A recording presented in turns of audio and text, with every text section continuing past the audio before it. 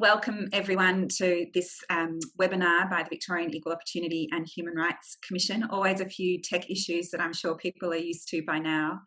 My name is Kristen Hilton. I'm Victoria's Equal Opportunity and Human Rights Commissioner, and I'm really pleased to be able to welcome you today to today's online panel discussion, Taking Action on Sexual Harassment. We have maxed out our Zoom capacity for today's discussion at 500 registrations. So I think that goes to show just how critical this issue continues to be for Victorian employees and employers and really all workers across the country. I'd like to begin by acknowledging the traditional custodians of the land from which I'm presenting today, the Bunurong people of the Kulin Nation. I want to show my respect and pay my respect and support their continuing connection to land and their ancient and beautiful culture. And I hope that we have an opportunity really to learn as Victorians from our Aboriginal and Torres Strait Islander communities about their resilience, their connection to culture, and the way in which they care for their elders. I think there are few more important lessons that we can take right now. Thank you all for attending the event. I particularly wanted to acknowledge that we are being joined today by the Federal Sex Discrimination Commissioner, Kate Jenkins, and some members of her team, and acknowledge her work in her groundbreaking Respect at Work report. We're also joined by Sally Sievers, the Northern Territory Anti-Discrimination Commissioner, and Dr. Helen Zoki, who is currently leading a review into sexual harassment in Victorian courts and tribunals. All women who have been working for years to prevent sexual discrimination and harassment and try and embed gender equality. I'd also like to acknowledge that we're being joined by the Chair of the Very Up Board, Moana Weir, and to welcome all of you. For today's discussion, we'll be using a combination of Auslan interpretation and closed captionings. And if you have any concerns or if there are any tech or accessibility issues, please just contact us by the Q&A box. Those inquiries will only be visible to us, so we can give you a quick and confidential written response. We're also recording the webinar so you can watch it later on our website or distribute it to others that you might think would be interested. After the panel discussion, there will also be time for questions and answers from our audience. And so I encourage you to submit your questions through the Q&A feed, and we'll try and get to as many of them as we can. We know that also sexual harassment can have a profound and very lasting impact on people, and it can be difficult to talk about. So if the discussion raises issues for you today, please reach out to your existing or support networks or contact 1800-RESPECT. You can also join in the discussion online using the hashtag today, #EqualityTalks. So now let's get into today's discussion. While COVID-19, I think, has changed the way many of us work in the short term, it hasn't necessarily changed what happens at work. Just the other day, we had a participant sign up to virtual training at the Commission with a pornographic name on his Zoom ID. And in an environment where work is becoming more insecure and scarce, where the burden of women caring and working is immense, and there is anxiety and fear, we have to be more vigilant than ever as employers about the environments that we're presiding under, and be in no doubt about the obligations that we have to protect people from sexual harassment in the workplace and respond swiftly, transparently, and supportively when it does happen.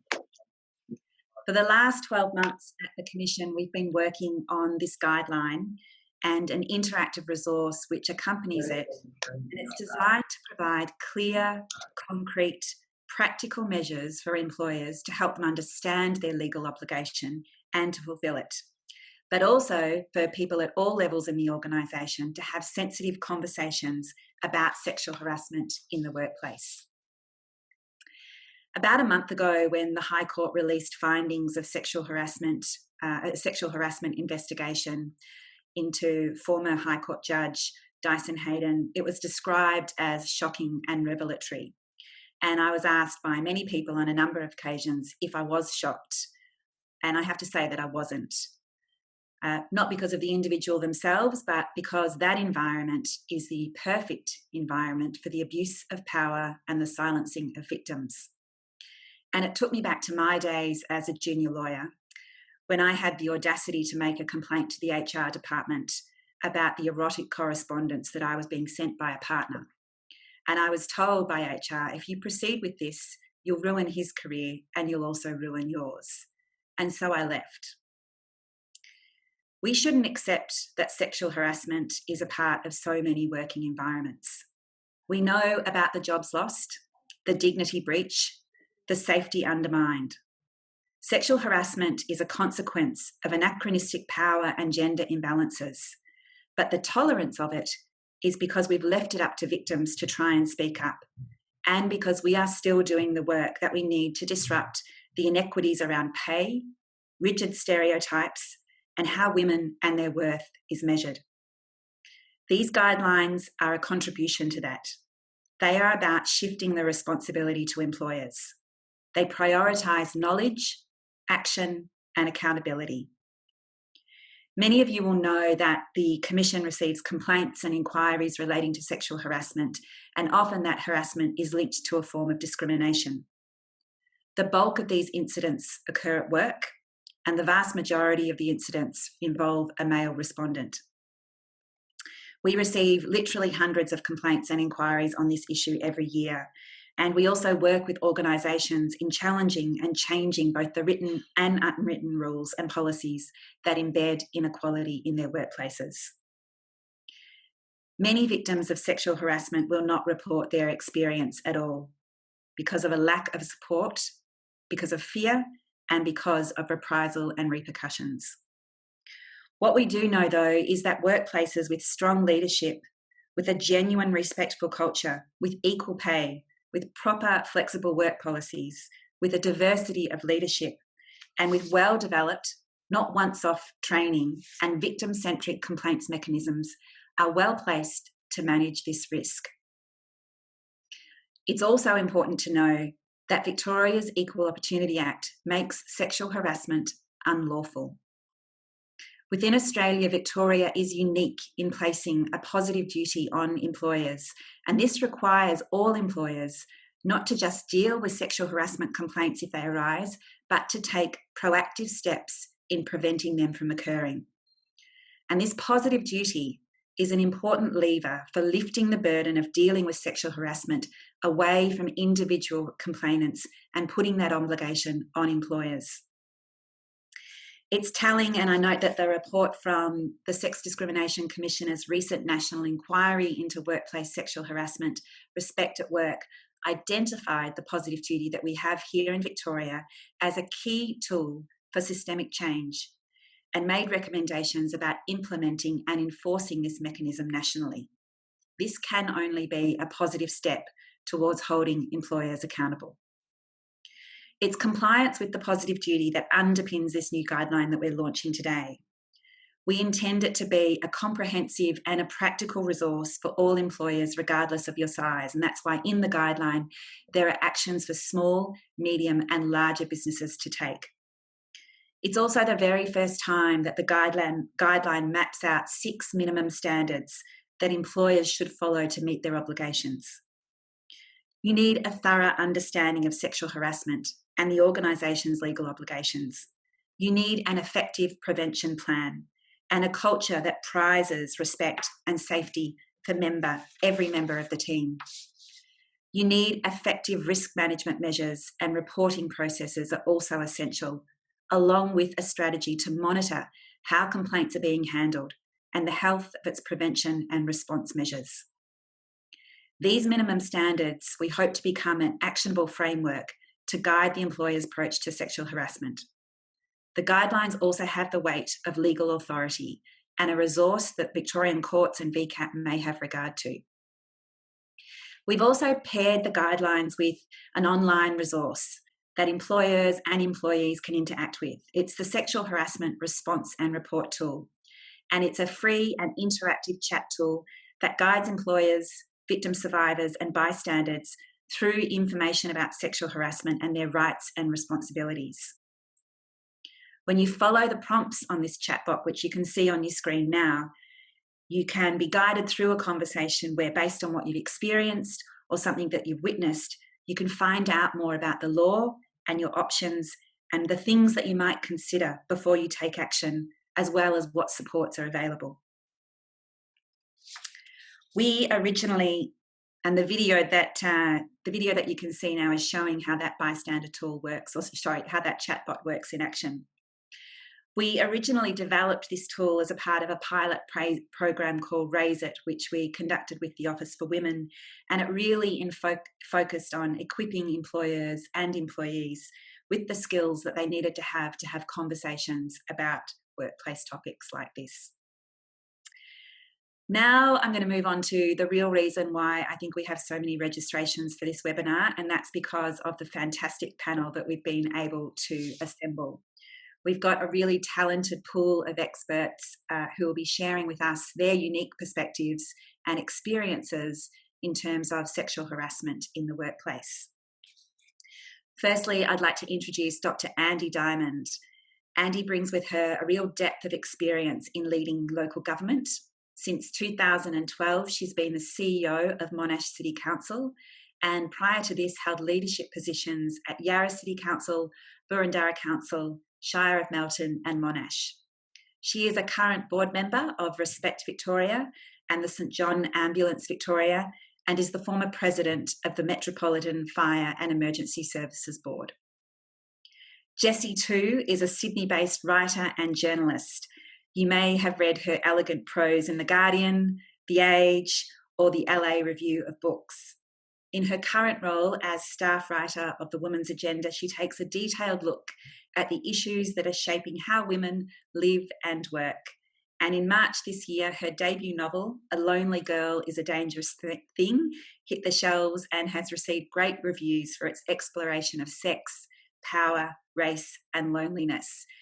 It's sold out at a number of bookstores already, I understand, but jump onto your favourite online bookstore and see if you can get a copy.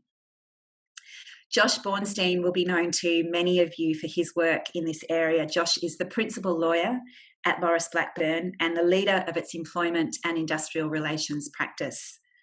In his 20 years in this area, he's represented many women who have been sexually harassed and is currently acting for 3 former High Court associates who have claims of sexual harassment against former High Court Chief Justice Dyson Heydon. And finally, I'm delighted to introduce Noreen Young. Noreen is a leading employment diversity practitioner who's led 2 peak diversity employment organisations, New South Wales Working Women's Centre and Diversity Council Australia, and is currently the employment lead in PwC's Indigenous Consulting. Noreen has significant governance experience, having spent a 3-year term as Director of Indigenous Business Australia and currently serves as a non-executive director on Black Dance, Diversity Arts Australia, Per Capita and South Cares. Please join me in a virtual welcome to our panel. Sorry, Kristen, I just have to amend something. I was at PwC's, it's Noreen, Indigenous Consulting. I'm now, for the past 2 years, have been industry professor at UTS Jumbunna, Indigenous Education and Research. My apologies. Sorry. That is on there, but I've not read my notes correctly. That's all right. That's okay, no problem at all. I just needed to amend Absolutely. So the first question is for Josh. Josh, there's been a focus in recent weeks on sexual harassment in the legal profession, and you've worked in that profession for a long time now. You've also represented many victims of sexual harassment. What do you think it is about this particular profession that has enabled widespread sexual harassment to occur? Look, sexual harassment occurs usually in environments where there's a hierarchy, and at the top of the hierarchy there tend to be men, and at the bottom of the hierarchy, young women. The men are often at the higher echelons in their 40s, 50s and 60s, and the women in their 20s and 30s. And that's, I think, one of the key reasons why the legal profession has continued, unfortunately, to produce pretty consistently a lot of cases of sexual harassment and a lot coming across my desk. The legal profession is also one where patronage. Patronage is very important. So if you're at the bar, there's pretty formal and informal processes which mean that as a junior barrister, in order to try and get ahead, you need to get the support of very senior people at the bar as well. And that continues right up to the point where you become a QC, and even after that, as QC sometimes find their way to promotion to the bench. So, and within law firms, similar things, similar patronage systems, both formal and informal, occur, where partners of the law firms are seen as very important for young lawyers in order to impress them and to get their support for promotion. So I think in workplaces, in any workplace environment where you've got a strong hierarchy, where you've got very strong differences in power, and where men tend to be at the top of the tree and young women at the lower echelons, that's, I think, an environment where sexual harassment can occur. It occurs not just in the law, in media, in command and control environments, some of the emergency services, police and military as well. Air Services Australia has been, unfortunately, a repeat offender and the subject of much public commentary and inquiry. And in all of those systems, you have those ingredients. Thanks, Josh. I'll go to Jessie now, because Jessie also worked for a short time in the legal profession and then for a longer time as a secondary school teacher in boys' schools, I understand, and that was before pursuing your writing career. So, Jessie, can you tell us, was there something that deterred you from a career in the law, and do you think that sexual harassment is less of a problem for other industries? So to answer your second question first, absolutely, it's not exclusively terrible in the legal field. It's also very bad in the medical industry.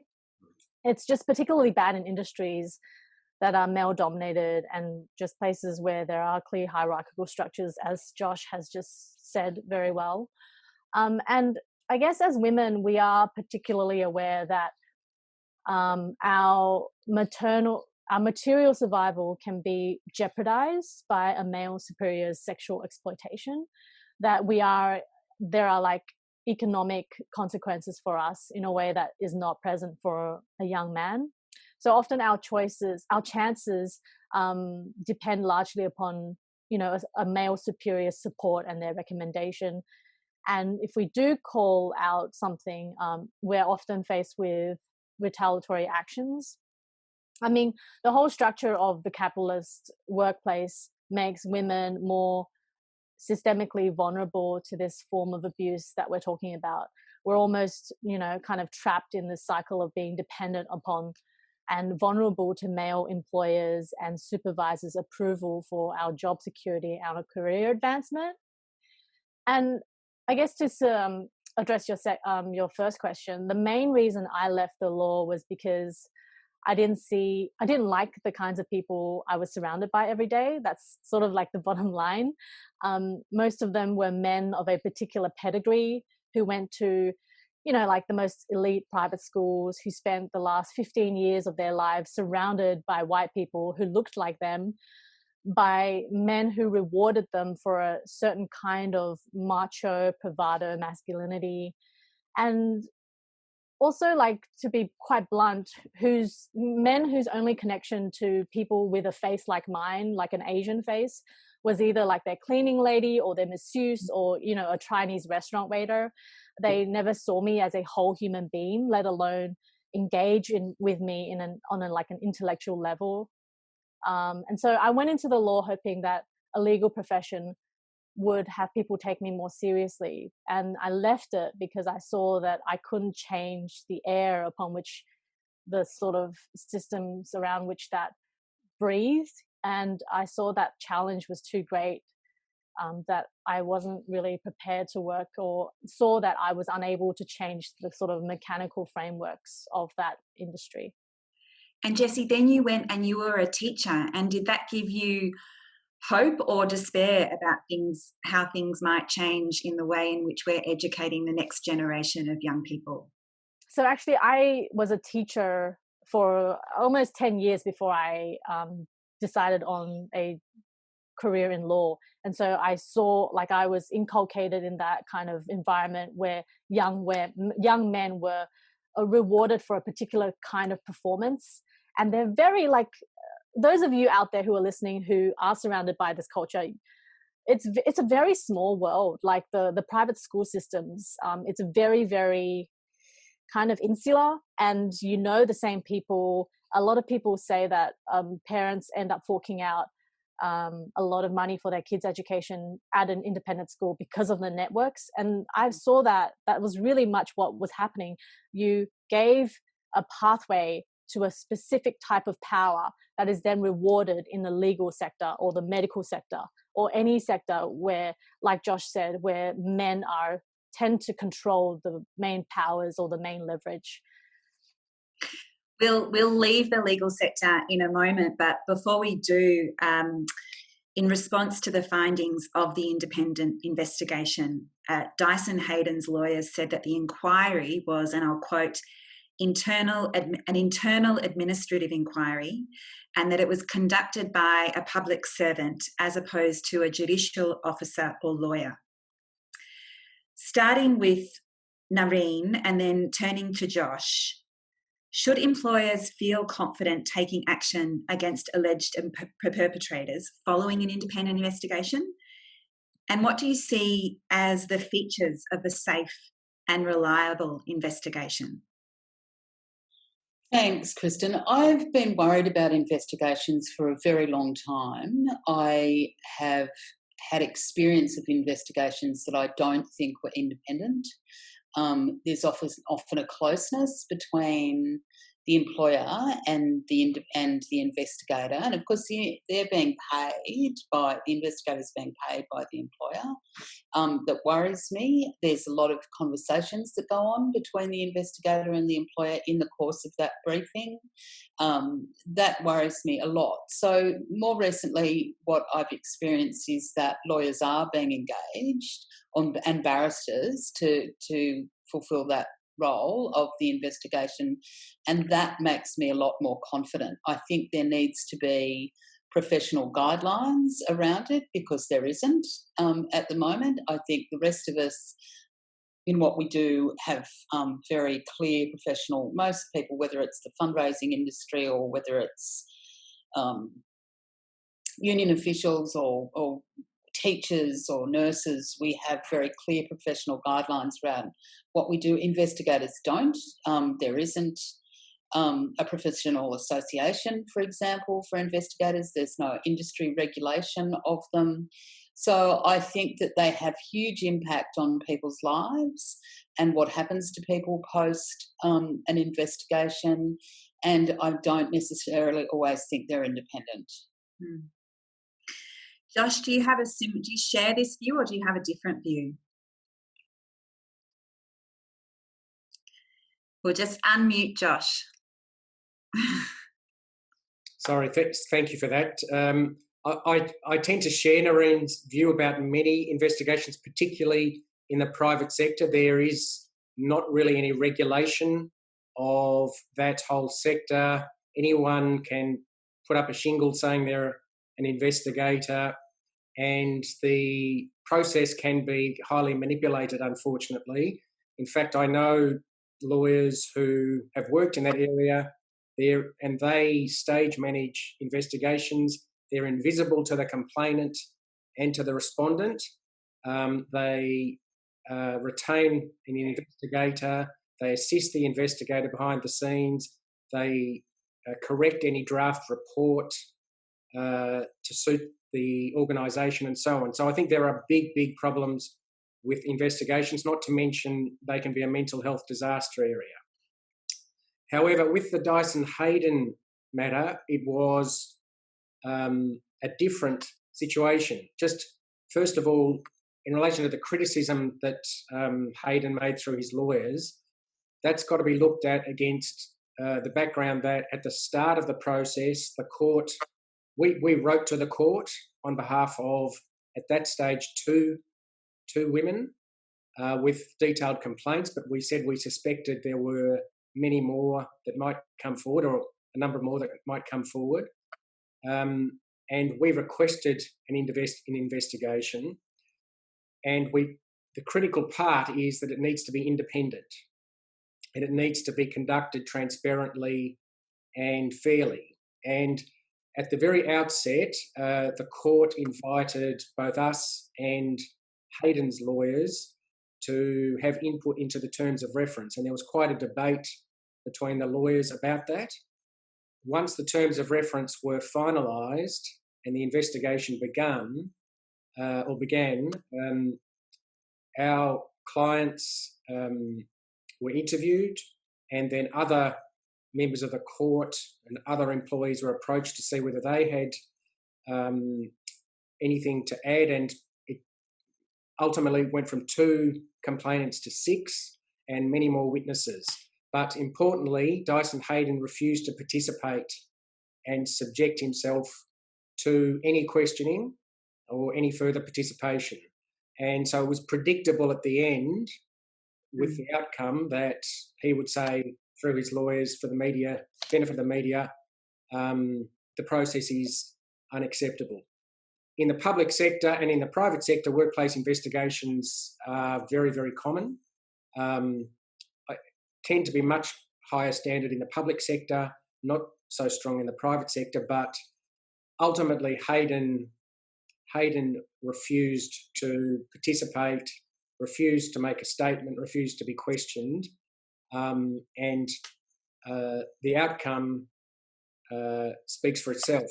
I still don't know the identity, and neither do my clients know the identity of all of the complainants. So this was a very high-powered investigation conducted by someone with impeccable credentials, Dr. Vivian Tom, who's got a background in security and intelligence and as an ombudsman. And I've seen and participated in investigations conducted by Ken Hayne, for example, which was not for the faint-hearted, but which was very, very well conducted and rigorous and went against my client.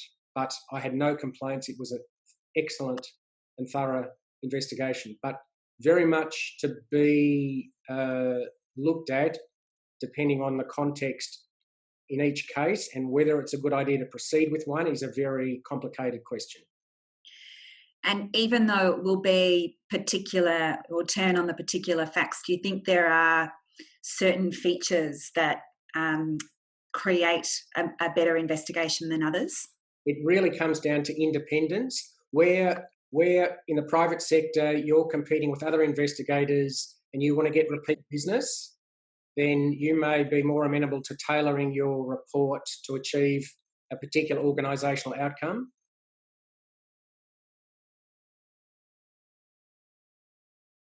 But if we could develop and was subject to some form of regulation to ensure fairness to all parties and transparency, I would be a much happier camper. Andy, coming to you now, the Dyson Haydens and the Harvey Weinsteins and the Robert Doyles of the world, they get a lot of attention. But these individuals we know don't exist in vacuums. And one of the things that our guideline does is emphasise that effective prevention requires leaders to hold harassers to account, but also that workplace culture has to reject sexual harassment or has to reject inequality. Reflecting on your experience as a leader in local councils, what organisational factors allow harassers to act with impunity, and how do you as a leader try to guard against those? Simply, harassers get away with it because the burden of proof still sits with the victim, and the disclosure experience is so very difficult. And at the organisational level, we struggle. Despite our very best intentions, our approach can look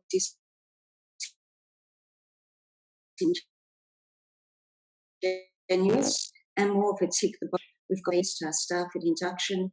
Then we have a range of training programs, unconscious bias, bystander training. It's all there. Tick, a workforce that is aware and trained. But the topic really talked about outside of the training room. We even have organisational values. We talk about trust, we talk about respect. Tick, got that covered. Policies and procedures for investigation. Tick, got that covered. Despite our advanced use of diagrams to demonstrate how all of our activities, policies, procedures, and systems sit together, they really feel like that to staff. It's theoretical and not necessarily the lived experience. We promote zero tolerance, but so unsuccessfully demonstrate this. As organisational leaders, we need to build a culture that permits and promotes the conversation at every level, casual, day-to-day, and formal, that allows harassment, incivility, discrimination to be openly and routinely discussed, where it is safe to speak out. And until we achieve this, we cannot expect disclosure. I use the word build the culture intentionally. It's a painstaking process that's deliberate, visible, never-ending, constantly being reviewed and always talked about. There needs to be a foundational understanding of what will and won't be tolerated by the organisation, how disclosure reporting will be dealt with for both the person making the disclosure and the person against whom the allegations are being made. So, to answer your question a little more directly, what can allow harassers to act with impunity? It's paper without behaviour. It's policy without behaviour. It's lack of leadership. It's not seeing. It's not acting on what is being seen or heard. And ultimately, we need a culture that believes I cannot unsee what I have just seen. I cannot unhear what I have just heard from everyone in the organisation. So just thinking about that, Andy, and it sounds like your workplace is a lot more advanced than others in terms of actually having some of those systems and policies and practices in place. But how does it make you feel then as the leader of an organisation if you've done all this work and you're modelling best practice and these sorts of incidences still occur? Whilst we do have a lot of policies at Monash, I would have to be the first one to acknowledge we have a long way to go. As I said earlier, policies, procedures are insufficient. There needs to be a culture and there needs to be an openness. And I know there's a real sense of failure every single time there is a harassment allegation made. Very fortunately, we've had few, but that doesn't mean that there isn't a whole lot happening. Noreen, coming to you now, the African-American activist Tarina Burke, she founded the global phenomena that is the #MeToo movement. And she said that the movement is about dismantling the misuse of power and privilege, which leads to racism and sexism. And we've already touched on some of those issues here today already. How do workplaces ensure that they are addressing the heightened vulnerabilities of Indigenous people and people from culturally and linguistically diverse backgrounds while still empowering those groups? Well, I think the first challenge is for workplaces to recognise the intersectional nature of how sexual and all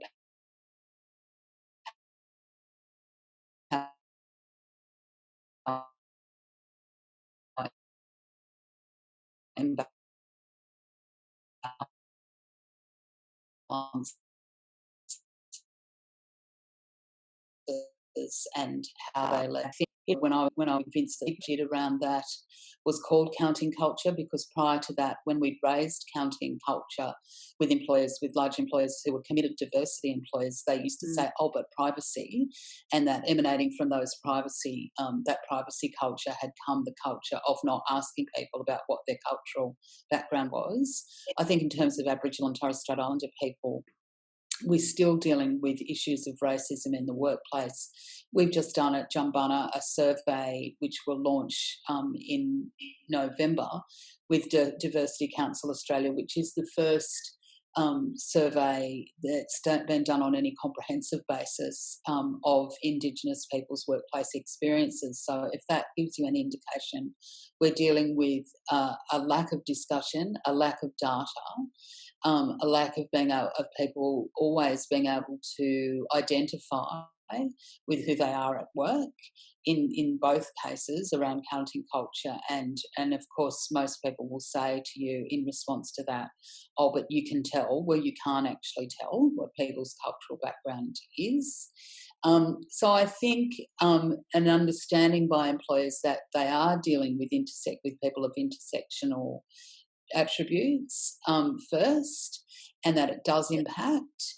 And then we have to enable people to identify with who they are, and that's a cultural issue, as Andy says, and we have to collect data around it because we just don't have much data at the moment around, for example, what kind of sexual harassment is experienced by women from diverse cultural backgrounds or Aboriginal and Torres Strait Islander women. So we have to start talking about it seriously, and that all women aren't the same.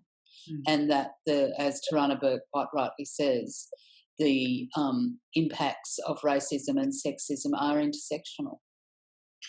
One of the things we know is that formal rates of complaint making are very low in sort of any organisation that you look at, really. And certainly, the complaints that we receive at the Commission, it's a well-trotted out phrase, but are just the tip of the iceberg. Because it requires, a certain amount of something to be able to raise a complaint, and often it's after someone has already left their employment. The very notion of complaint making almost has a negative connotation attached to it. It totally does. And I was just wondering, in this study that you've recent done, was there anything in that talked about we should be talking more about reporting, or we should be framing this as a more positive thing to actually call out this sort of behaviour, or to be able to be supported when you want to report this sort of behaviour? What we've actually, and I'll just give you a little preview, what we've actually... there was an exclusive preview, so you hear, and you get the exclusive preview. What we've actually noticed is a connection between organisations that commit to cultural authenticity, so organisations that do, for example, have a reconciliation action plan, or do celebrate NAIDOC Week or National Reconciliation Week, with enhanced confidence in and of course have a policy that is understood around complaint making, that there is enhanced confidence in the complaint making process. I, as you know, because I have a very public view on this, think that the HR industry needs to have a really good long look at itself and understand the place that it's placed itself in terms of its role in employment world, and what it's done to itself as being seen very, very clearly and universally as a tool of the employer. And that has led to the culture of complaints being so negative, of making a complaint being so negative, and the outcomes are generally so poor for the complainant that it doesn't take a rocket scientist to work out that you're much better off leaving an organisation. And I have to say, I gave advice to women for many years at the New South Wales Working Women's Centre, and we used to try to get out of doing what they were doing without making a complaint, unless they were really determined, because as Josh says as well, the kind of mental health impact during the complaints and investigation process are a nightmare. Josh, I know you have spoken about this before. I think it was maybe a Q&A session where I heard you say that the advice that you give to people before they make a sexual harassment complaint is to go and see your GP and to make sure that you're up for the process. Yes, so very acutely conscious of mental health, actually, not just in sexual harassment cases, but in much of my work for individuals who, for whatever reason, derail, if I can use that term very broadly, at work, or have some terrible experience at work. So at least 10 minutes of the first time I meet with someone is trying to make sure that there's proper mental health support. And in sexual harassment cases, I think women often delay getting that help, and I would rather they treat that as the first issue, because it starts to impact people's health and they don't even realise that's happening for some time. So at the very least, regular meetings with a psychologist and a GP. A lot of mental health professionals, like Noreen say, discourage women from pursuing criminal cases, rape cases, sexual assault cases, and sexual harassment cases. Ideally, if I assist women, the legal intervention will be short and sharp, but I can't ever guarantee that. As you know, a sexual harassment case can be strung out and can be slow. There are cases which resolve quickly. Most don't get to trial, but the process can be very much more damaging to someone's health if it drags out. So that's a huge issue in all cases. But at the same time, there are women who say, I understand the issues about my health, and in fact, my health professional says I have to do this. I have to seek some form of redress, and I'm going to proceed. And we do proceed, but I am very conscious all the way through of managing that dynamic and trying to keep talking about the management of it, because it can become very difficult where defendants drag things out. And even in the post-Me Too environment, it's disappointing, but you still get cases where strategically the defendant uses its superior financial muscle to just delay before they settle. And I think that's why, if I can just point to the guidelines for a moment, the very first standard that we set for employers is knowledge. And that's not just knowledge of your legal obligations. That is knowledge of the impact of sexual harassment. Not just that it is unwelcome conduct of a sexual nature, it's what it does to you. The financial impact, your sense of dignity, the impact that it has on the individuals around you, your family and friends. So, we're not just talking about an approach in the hallway, which will then be forgotten about the next day. Jessie, your debut novel, A Lonely Girl is a Dangerous Thing, it explores these sorts of power dynamics that we've been talking about through the lens of both gender and race. And gender and race obviously impact all aspects of our lives, not just intimate relationships.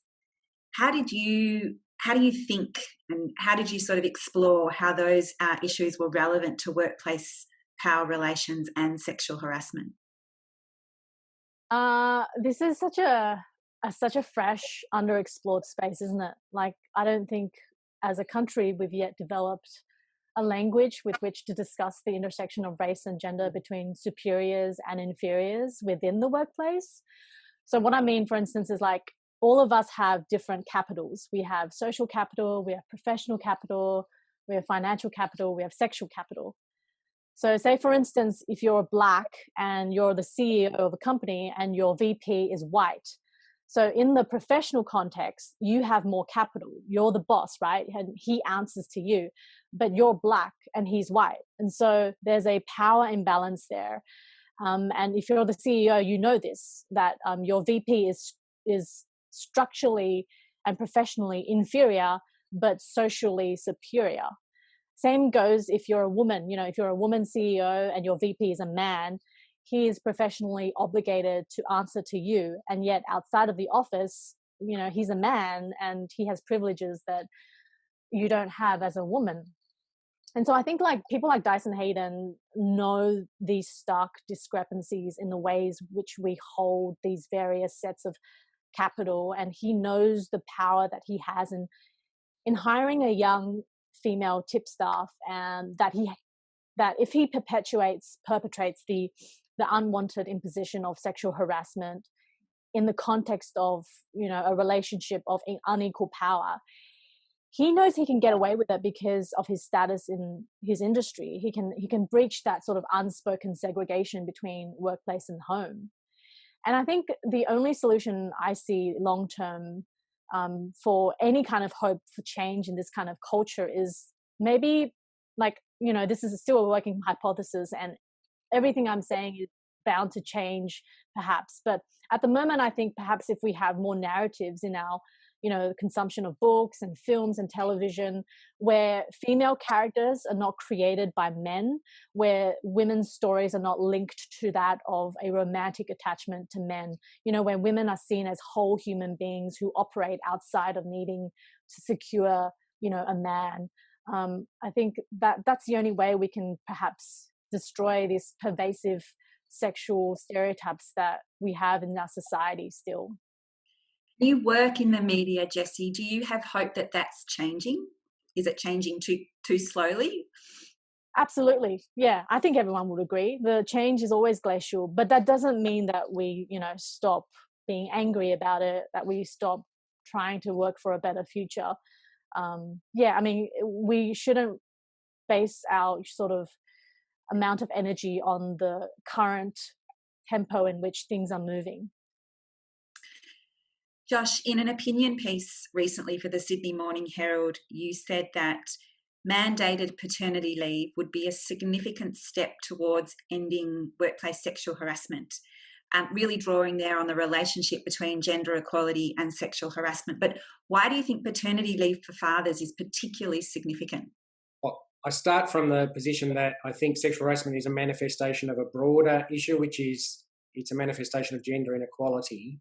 And a lot of what we talk about at the moment, a lot of the debate is about better processes inside organisations, more enlightened behaviour by companies and the public sector. But I'm not convinced that's actually going to make a huge difference. Sexual harassment is, after all, illegal and has been for 40 years. We've had great policies and procedures that are now, in template form available off the internet.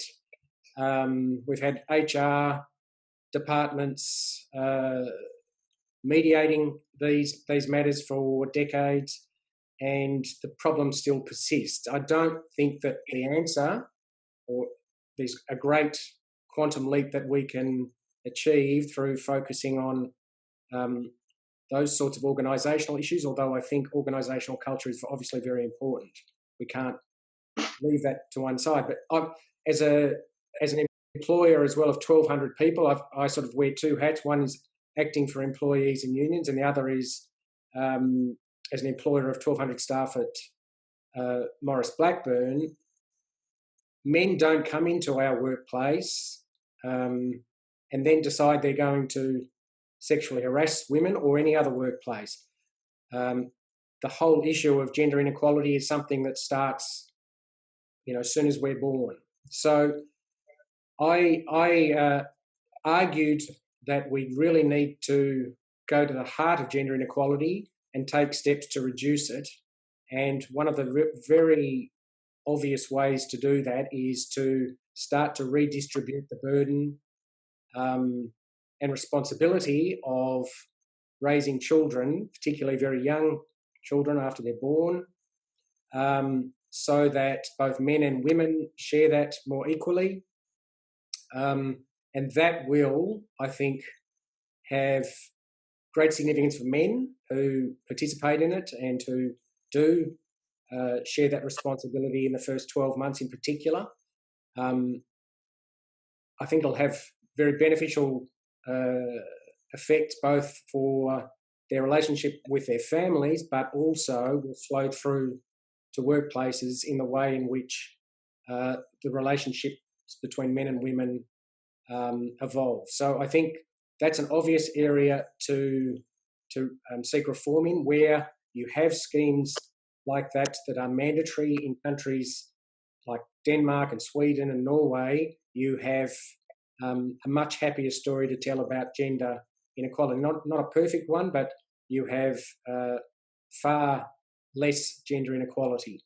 And I think the second thing that organisations can do is do a very thorough audit of their remuneration and deliberately and consciously remove any gender pay gap.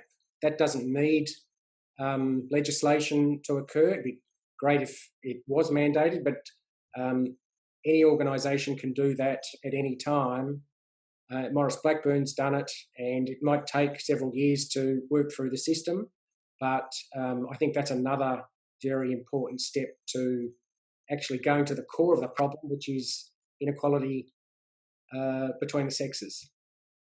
It's interesting you bring up the Scandinavians, who do have and have had for a long time very good parental leave policies, and also much less disparity in pay equality. Iceland, for example, legislates pay equality, and there is a direct correlation. Well, I don't know if it's direct, but there seems to be a correlation between that and the political empowerment of women as well. So women in political leadership, which Australia does terribly at. If you look at the international index for women, we're right up there. We're equal first in terms of educational outcomes for women, but I think we're about 74th in terms of political leadership for women. So, I think the point that you make that all of these things are connected and there is a much greater and radical disruption that needs to happen before we really get to the position where we're truly preventing sexual harassment in the workplace is the right one. Andy, at Monash City Council, you participated in the Commission's pilot project of Raise It, which among other things was about really equipping workers and managers with the tools they needed to have a conversation about sexual harassment in the workplace. And we also did a pilot project around flexibility and pregnancy leave as well. Why do you think it's so important that workers and employers are open with workers and engage with them in their efforts to try and prevent or respond effectively to sexual harassment? Sexual harassment is really the situation where the ambulance is already at the bottom of the cliff. We need to start way earlier to prevent sexual harassment. If I see sexual harassment in my organisation, then I know we failed to create a culture of prevention. We've talked about gender equity. Let me demonstrate how early this starts, and we've all got our own stories. My then 3-year-old grandson came to me one day with a big declaration. He said, "Annie, do you know that boys are stronger than girls?" My response, "Well, Jack, that's silly, because I'm way stronger than you, so that can't be true of all boys and girls." But how early do we start the gender divide? And we see this everywhere. This is where we should start the dialogue. But back to the ambulance at the bottom of the cliff. As I said earlier, we need to create a culture that makes it safe for staff to speak out. We also need to ensure each and every one of our staff knows what harassment is, what our policies are, and the variety of safe people they can go to when they do have a concern. Zero tolerance must be demonstrated. I say the obvious, but trust by staff isn't a given. You need to earn it, and it's very easily lost. It's a delicate balance for leaders in demonstrating commitment, having the discussion, calling behaviour, and maintaining confidentiality. A workplace culture that encourages staff to have the difficult but open conversation is crucial, and staff need to know that support is very genuine. Monash really started its journey in 2016. We were approached by Melbourne Uni and the Centre for Workplace Leadership to participate in a study that explored workplace culture, well-being, and the relationship between work and home life. This occurred over a 2.5-year period. The study involved surveying staff on 2 occasions pre-intervention.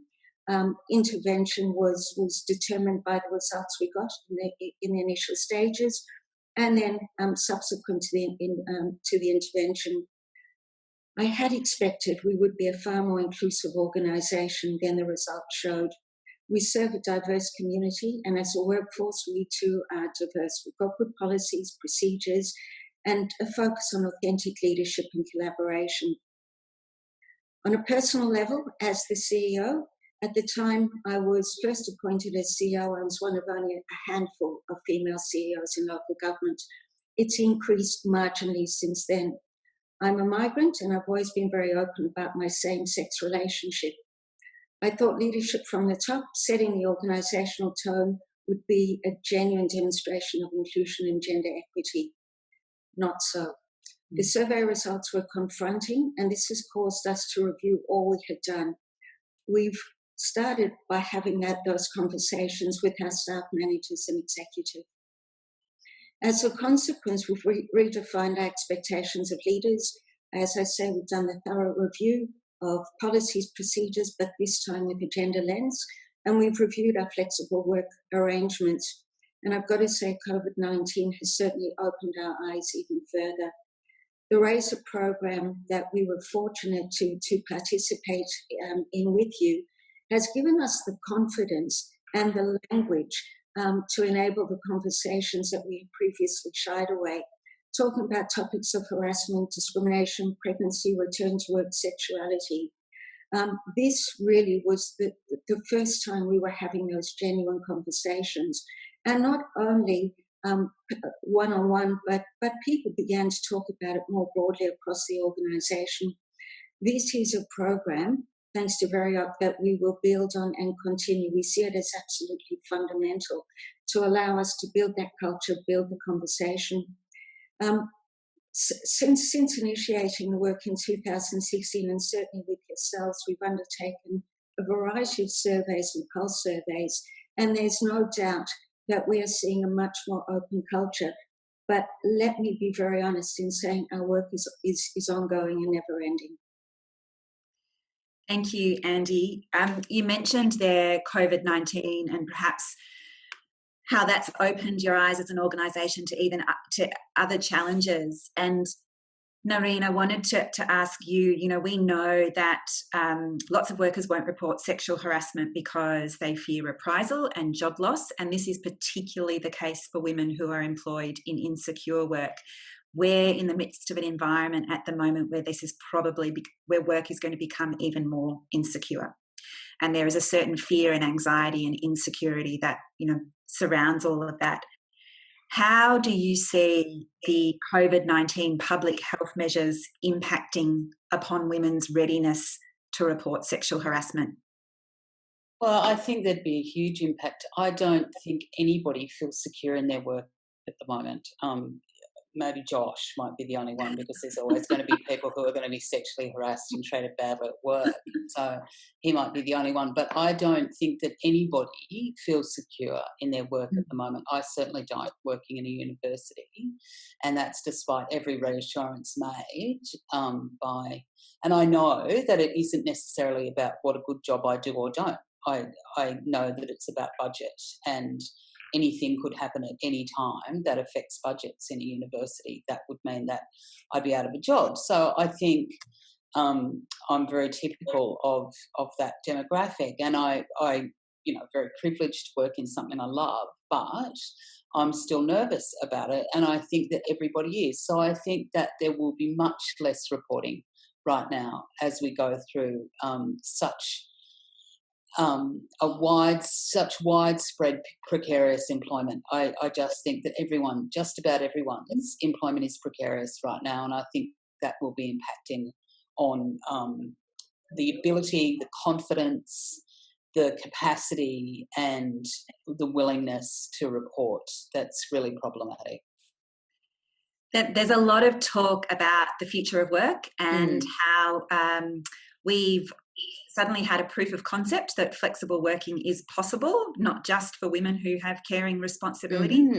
Are there things, do you feel optimistic at all about what may come out of that in terms of perhaps a greater openness by employers to work flexibly, or a greater recognition of women's caring responsibility? Yeah.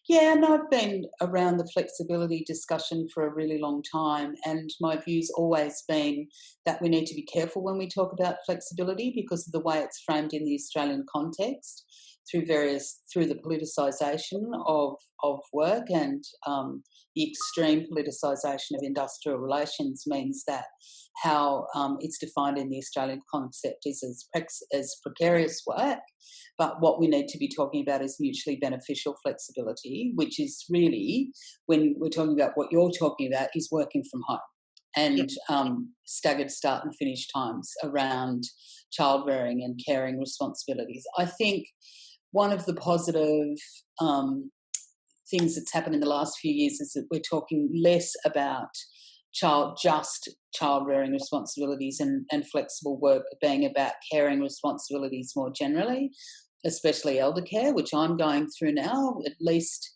half an or an hour a day of my days, or is at the moment spent on texts with my mother, who's moving into aged care over the next few weeks. But I think that I worry about the future of work very much. I think I'm not convinced that working from home all the time is a good thing. I think that there is a lot of positives to going to an office environment. I'm in my office today. We're going in once a week, and I'm very cheery when I'm in the office environment and pretty glum when I'm at home, despite being a generally cheery person. So I think that we need to be talking all of these things through and need to be having the discussion. But the precariousness of work really worries me at the moment. I'm going to open it up to all panellists now before we move to questions from the audience. And just to get any one of you can start, but after we've gone through a number of issues in this discussion, what do you think it's really going to take for workplaces to genuinely commit to eliminating sexual harassment rather than just paying lip service to these issues? Andy, perhaps we'll start from you. What does genuine commitment and accountability look like in councils?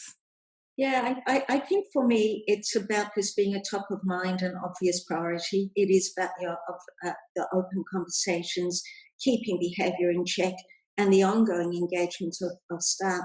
At the outset, I talked about tick the box. We've got to put that process away. It's not something that you do once and forget about. I also talked earlier about our involvement in a study over a number of years. The importance for us in having done that study is no longer are we working from a theoretical position or an assumptions basis, but rather we now have data on lived experience at Monash, which has given us some insight into our staff's experiences and how we respond. So I think that's already given us a sense of just how much work we have to do. In the local government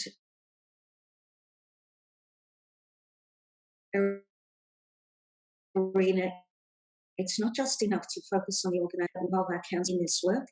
They effectively act as our board. And it's not only working through what it's like for them to interact with each other, with their colleagues, but to set parameters about how they engage with the rest of the organisation. Thanks, Andy. Jessie, what are your thoughts? I think for me, if I could just detail one aspect, it would be modelling. And then when I say modelling, I don't mean modelling that performs. Like, there's a difference between modelling and then performing modelling. Like, so for instance, don't make a big fuss if a male employee takes extended paternity leave. Like, don't overpraise him. Just treat him like you would any other female worker who takes maternity leave. Be very aware of treating your female employees the way you would treat your male employees. I would say be very self-reflective on and watch how you treat your male employees differently than your female employees. So make sure you don't say something to your male employees that you wouldn't say to a female employee. Like if you're an employer, you're not going to be able to change the society and the social spaces that your employees are living in outside of the office. You can't control that. But what you can control is the space within the office. And the best way, I think, to do that is to just model respectful behavior, because people are watching you. I worked with some leaders from emergency services for a time, and many of them, as a part of this program, undertook what they call a leadership shadow, where essentially women from their organisation get to sit down with them and tell them about the shadow they are casting in terms of their leadership and what that means for gender equality. And one of these leaders said to me that he has one female executive on his team, and she told him that every time she starts speaking in a meeting, that's when he picks up his phone and checks his text messages. And there are those... And he probably doesn't notice that, right? Not done through a malevolent or sense whatsoever. It's just deep behavioural biased, Precisely. behaviours. Yeah. Precisely. None of these men are inherently bad. It's just the air that they grew up in. Josh, I'll hand to you. You're on mute, Josh. Sorry about that. Yes, we need to change the air, I was saying. I think what organisations can do is to look at gender pay, paternity leave, and those issues, to have the basic policies and procedures in place, and encourage people to come forward. But because my view is this is a political issue, it's an issue about power, it's a structural issue, we also have to understand that until we tackle gender inequality at a structural level, at a political level, then our gains will be intermittent, gradual. One of the things that I think is positive is Me Too brought on a lot of accountability. And also, I think people paid a lot of attention to it in workplaces, because I think we're moving more to recognising that sexual harassment is shameful. And the shaming of men that occurred, the shaming of Harvey Weinstein, and then the hundreds of men after that, sent, I think, a powerful message to organisations.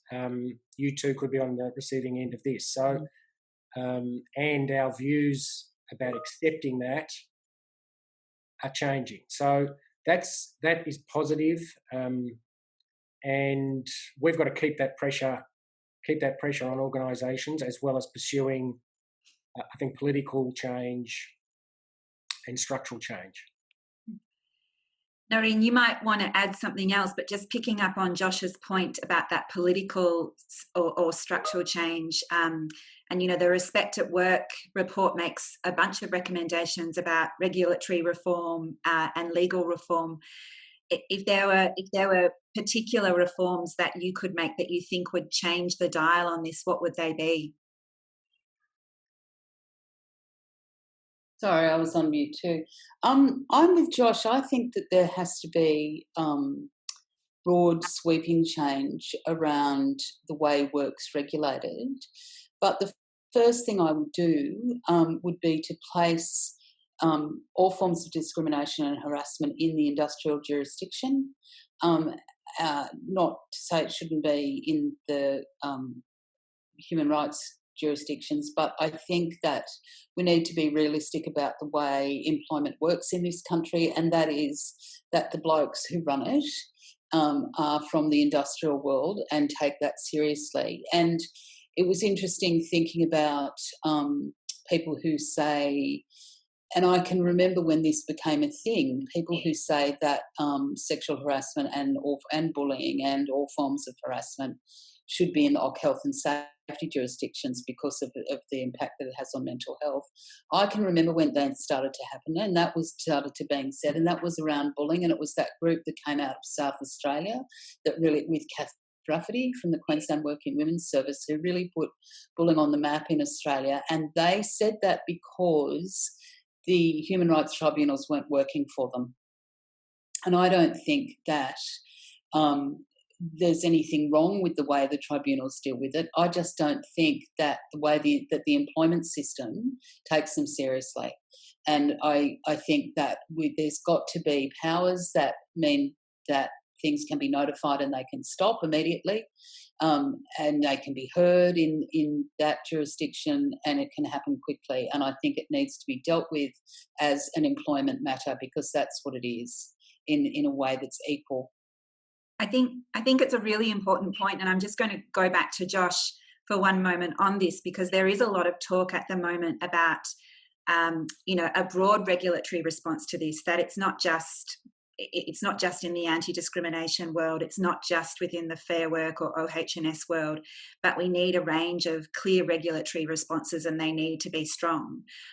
What's your view on that, Josh? I agree with Noreen. I think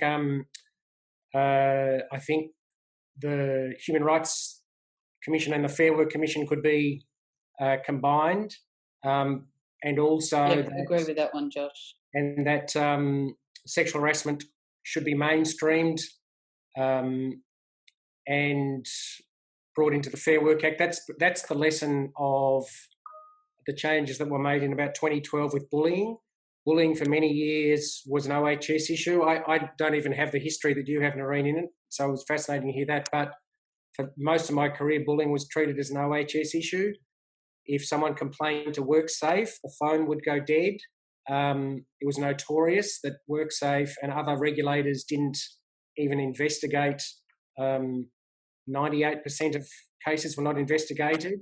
Those regulators were good at physical injuries and didn't want have anything to do with mental health injuries. Mainstreaming it into the commission and doing what Noreen said, which was allowing someone to seek an urgent order, get to the tribunal quickly, has had a really big impact. It's reduced the number of bullying cases that I deal with. Thank Christ for that. So I think that would be a very powerful regulatory change. There's one other thing I'll mention. I think it's unlikely to happen, but we talk about workplace policies and how important they are. And I'm very sceptical about many workplace policies and the difference between the policy and the culture in the workplace. One of the tricks with workplace policies is when you sign an employment contract, and they're all in standard form now, I receive hundreds, if not thousands of them a year, they all say, you agree to comply with our policies as varied by us from time to time. While those policies bind you, they do not form part of the employment contract. And the reason the contract says that is that if the employer breaches its commitments under those policies, the employee can't sue the employer for breach. So if the employer commits to pursue a fair grievance process and doesn't, or commits to deal with sexual harassment in a particular way and doesn't, there is no consequence for the employer under the employment contract, and it's entirely lopsided. If you mandated those policies as forming part of employees' contracts, you would have a very powerful stick that would change corporate behaviour very quickly, because when people were exposed to sexual harassment, the employer would be quickly able to be pursued for breaching those policies. So I think that would send a very powerful message. I'm sceptical about whether it would ever happen, but that's a second possible reform. Thanks Josh, we're going to get into audience questions now. I will just, from the human rights or anti-discrimination perspective, just recall as well that we're sort of talking about the pointy end of enforcement also when we talk about some of the regulatory responses, and we can't, I think, lose sight of the fact that much of this is located in a broader gender equality or gender inequality discussion. So many of the cases that we see at the Commission really have that intersectional element that we were talking about before. Sexual harassment is accompanied by another form of discrimination. So I think that, there is a place for all of the regulators with their various ways of coming at this issue, and part of the I suppose the solution is working better together to make sure that those avenues are really clear for people. I'm going to move we've got lots of questions now. The first one is, and this is to anyone on the panel, is that many victims are distrusting of existing complaints processes and wondering whether or not the panel can share ideas on other options for victims who actually don't want to go through a formal complaints process but just want the behaviour to stop or are looking for some other form of support. Andy, I might go to you on this. Yeah, I think,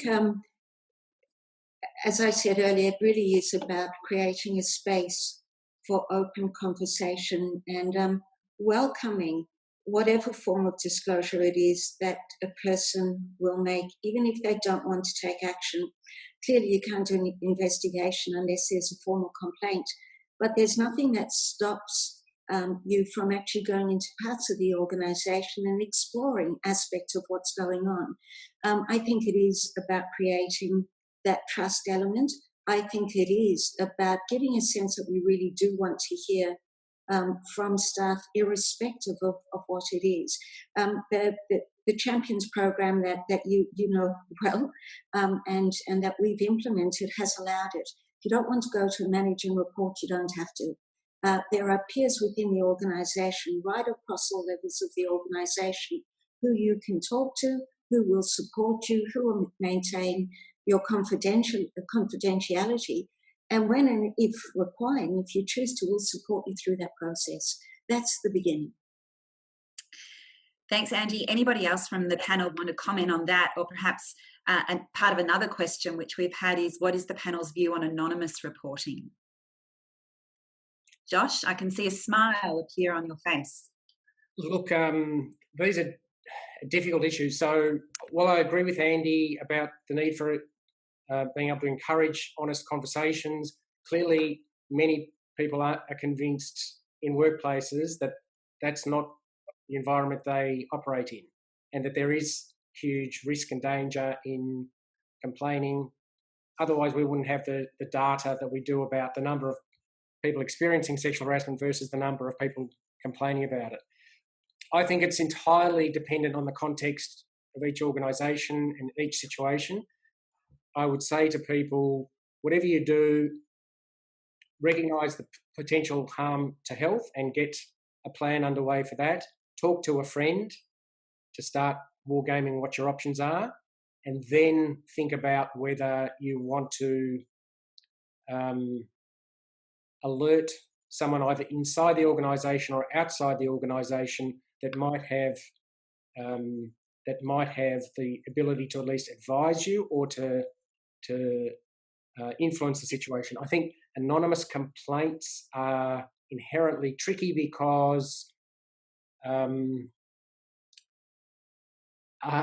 is it truly going to remain anonymous? Can you trust the recipient of the complaint to maintain anonymity? Will the person who the complaint is against recognise who the complaint's coming from or guess? That's the first thought they're going to have if there is some intervention, who's done this, and then try and work that out. So I think that's a tricky issue. Where you're complaining about someone else being mistreated contrary to their wishes, that's a very tricky issue as well. So I think you've just got to recognise there's not a magic complaint system, or anonymous or otherwise, that is always going to be the right thing to do. Nareen, there's a few questions from people coming through about how we make private companies more accountable. And I say this in the context of something that's happening here in Victoria, where we've introduced gender equality legislation for the first time. And a new gender equality commissioner here in Victoria will have a responsibility across the public sector, or coverage across the public sector, to make sure public sector organisations report on a whole bunch of gender equality indicators. That doesn't apply to the private sector, though. How do we make the private sector more accountable? That's a really difficult question. I don't know. I mean, I was really heartened to see in your guidelines, and clearly you have this privilege, and that's what it is, the positive duties, which I thought was really important. And I was thinking about that and thinking that in all of the flurry around Me Too, which is a very positive thing, we've been talking about complaints, procedures and remedies, but we haven't talked about positive duties much at all. My experience in being a diversity trainer was that people would do the diversity training or anti-bullying training only when it became apparent they had a really big problem in their organisation. So the positive requirement to provide diversity training, and nowhere is this more acute than in the case of Aboriginal and Torres Strait Islander people, and what should and shouldn't be said to Aboriginal and Torres Strait Islander people in the course of work. And I would imagine with people from culturally diverse backgrounds, I'm not as keyed into that sector at the moment as I normally would be, as I used to be. But nowhere more acute is that need than around racism, in my view. and what's racist and what's not, and what people are likely to be hurt by. So I think that it's really problematic, but I think that the positive duty and you and through the peaks, through the private sector peaks, they need to put out to their constituents that there are these guidelines and there is this positive duty. I mean, one of the things I've been working a lot in the hospitality sector over the last little while, and that just staggers me in terms of that it doesn't seem to me that kitchens think that they are subject to regulation, for example, and I imagine you'd have that experience at the Commission as well. And I just think that a lot of the responsibility clearly falls on the employer peaks who are clearly not doing their job. I think that's also a great call out to private employers that are joining the webinar today about really how they can think about implementing their positive duty. And, you know, if you want to share any of that on the hashtag or through our Facebook or Twitter pages as well, we would love to see that, because I actually think there are a lot of innovative things that some employers are doing. And one of the things that the guideline tries to do as well is say, you know, if you are a small business, less than 20 people, what you're going to be able to do, or your leadership in this space might look slightly different than if you are, well, AMP is not a good example. I don't know why it's the first company that came to mind. But you know, there are things that we can learn from each other about what works in terms of putting that positive duty forward, and how it is starting to create environments that are more respectful and inclusive. Jessie, a few comments and questions have come through for you about what role the media can play in sexual harassment prevention, and whether you think the media's role, I suppose, in calling out perpetrators has been a helpful one. It really depends how they do it. I think because the nature of the media and the way that it has changed so much in the last 20 years, it means that it's like everything's sensationalized. You know, the bottom line is just to get as much ratings as possible. So anything that causes as much salacious content as possible, great, you know? And so consequently, we have a very reductive and essentializing way in which these issues have been exposed in the media, which I find perhaps is not the best way to approach this very, very sensitive issue for women. And, you know, if we talk about just the ways in which women's narratives have historically been presented in the, you know, mainstream media, it hasn't been nuanced, it hasn't been gracious, it's all been very slandering and sexist. And, you know, it kind of makes me think, like, before maybe 10 minutes ago when Josh was saying how it's great that Me Too has now caused this kind of way in which we are shaming men into saying, yeah, sexual assault is not good. I'm not quite sure whether that is the best approach. Like, we all know inherently that sexual assault is a crime, it's not good, but I'm not sure whether that strategy of shaming someone is the best approach long term or the most humane approach. Like, just think about 50 years ago how as a society we shamed homosexual people, we shamed transsexual people, you know, we continue to shame disabled people. So I'm not quite sure if shaming is the best approach, but I guess just generally in the nature of the media doesn't mean that we can approach this whole subject in a very nuanced way. Thanks, Jessie. Even though there are a whole lot more questions, I'm going to have to leave it there, but I might just give my panellists one last chance to put forward any comments or thoughts that they have. All right, we will leave it there. There are really two things that I want you to take away from this panel session. One is to read our guidelines, and the other is to read Jessie's book. So if you haven't got a copy of either of those things, go out and get them now. All our resources are now online. The guidelines are really comprehensive, but they're also broken into really easy takeaways in terms of the 6 minimum standards, a step-by-step complaints guide, and also we have a link there to our broader gender equality framework, which is so important in this discussion around preventing and responding to sexual harassment. Please join me in a virtual applause of all of our panellists today for sharing their insights and expertise. I also really want to take this opportunity to thank our team at the Commission, who have really worked tirelessly and consulted with so many organisations, lawyers, advocates, unions, victim survivors, and a range of different workplaces about how this guide can be practical and how it could be useful to employers. So thank you to Catherine, Laura, Millie, Amy, Simone, Lucy, Lauren and Justine, and our fantastic comms team as well. As I said, all of the resources are on the Human Rights Commission, Victorian Human Rights Commission's webpage. Please also call us or email us if you have any questions, if you do want to report an incident of sexual harassment or discrimination, or if you're an employer who wants to get more assistance. I really hope you've enjoyed today's presentation. Thank you for spending an hour and a half of your time with us today. And as I mentioned, a recording is available on the website, so please feel free to share it with your networks as widely as possible. Take care, everybody, particularly if you are in Victoria right now, and best wishes. Thank you very much.